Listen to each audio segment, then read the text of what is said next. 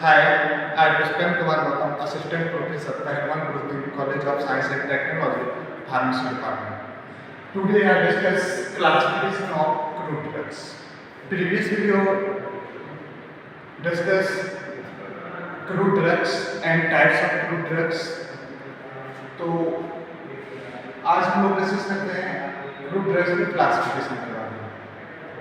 Crude drugs की classification classify किया गया है first of alphabetical classification, second biological and taxonomical classification, third morphological classification, next pharmacological classification, next pharmacological and therapeutic classifications, next chemical classifications, next chemotaxonomical classifications. तो discuss करते हैं हम लोग first classification को alphabetical classifications. Alphabetical classifications में इसको alphabet के आधार पर इसको वर्गीकृत किया गया है। जैसे कि ये जो अल्फाबेटिकल सिस्टम्स जो क्लासिफिकेशन होता है वेरी सिंपल होता है। This is the simplest methods of arranging the crude drugs. According to the systems the crude drugs are arranged in alphabetical orders.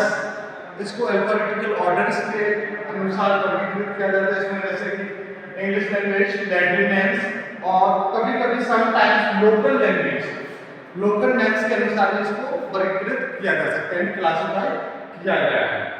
The pharmacopoeias and other official publications use this system. तो pharmacopoeias और other systems से इसी alphabetical classification को use करते हैं।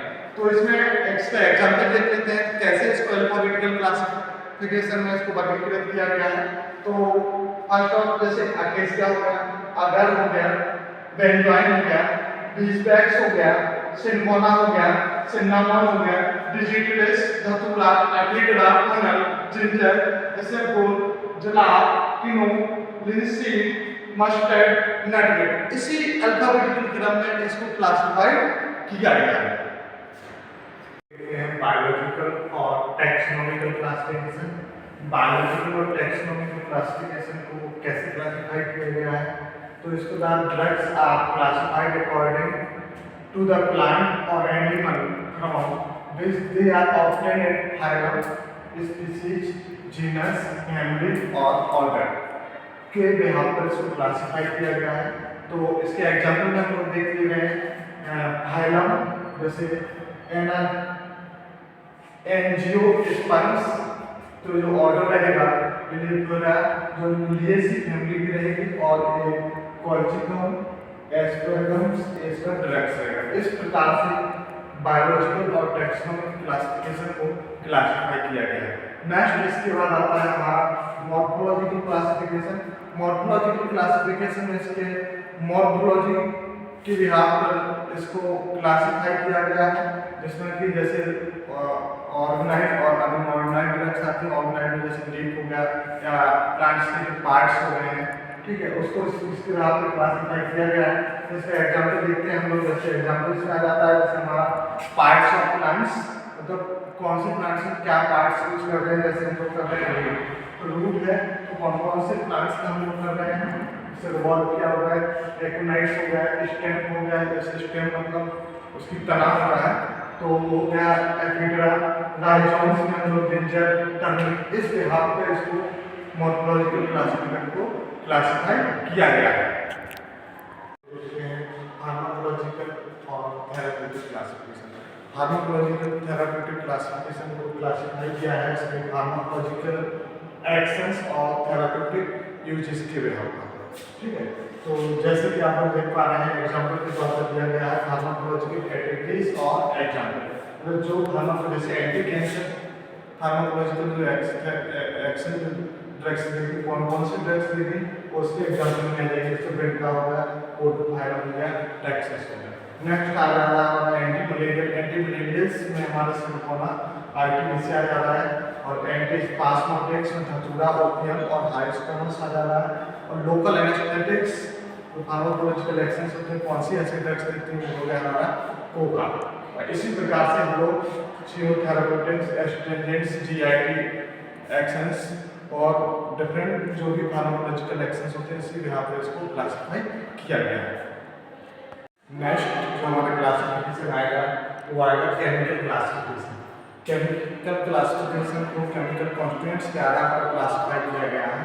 जैसा कि आप लोग देख रहे हैं एग्जाम्पल के तौर पर केमिकल कॉन्स्टिट्यूएंट्स जैसे ग्रुप लिखा हुआ है, एक साइड डायग्राम में लिखा हुआ है। तो इसमें जैसे एल्कोलाइड्स हो गए तो केमिकल कॉन्स्टिट्यूएंट्स ग्रुप हो गए। एल्कोलाइड्स के अंतर्गत कौन कौन सी प्लांट्स आते हैं और ग्लाइकोसाइड्स के अंतर्गत कौन कौन सी प्लांट्स आते हैं और कार्बोहाइड्रेट्स और मॉलिक्यूल्स, इसी लिहाज के आधार पर केमिकल क्लासिफिकेशन को क्लासिफाई किया गया है। नेक्स्ट आ जाता है कीमोटैक्सोनॉमिकल क्लासिफिकेशन। कीमोटैक्सोनॉमिकल क्लासिफिकेशन अगर कहा जाए तो यह एक न्यू कॉन्सेप्ट है जिसमें in this class systems classified with equal importance and given for taxonomical status and chemical constituents. इन दोनों को एक समानता का इंपॉर्टेंस दिया गया है। जैसे कि केमिकल जैसे अम्लीफिकेशन और जेंटिमेसी तो केमिकल सिस्टम ग्रुप आ रहा है वोलेटाइल ऑयल और bitter glycosides. Thank you. Classification हमारा इसके अंतर्गत आ रहा है केमिकल क्लासिफिकेशन। केमिकल क्लासिफिकेशन को इसके केमिकल कॉन्स्टिट्यूएंट्स के आधार पर इसको क्लासिफाई किया गया है, जिसके अंतर्गत इसका एग्जांपल में देखा जाए तो केमिकल कॉन्स्टिट्यूएंट्स ग्रुप्स और एग्जांपल।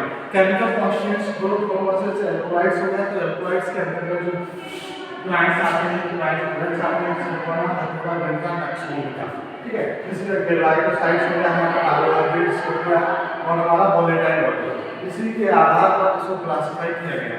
नेक्स्ट आ जाता है हमारा कीमोटैक्सोनॉमिक क्लासिफिकेशन।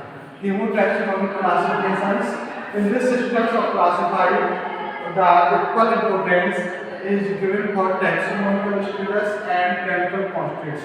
जैसा कि आपने जो यही होगा कि उसमें कौन सा केमिकल ग्रुप्स आ रहा है उसमें आ रहा है वोलेटाइल। इसके बाद आ रहा है जेंटिनेसी, तो जेंटिनेसी में आ रहा है बिटर ग्लाइकोसाइड्स। इसी आधार पर कीमोटैक्सोनॉमिक क्लासिफिकेशन को क्लासिफाई किया गया है। ठीक है।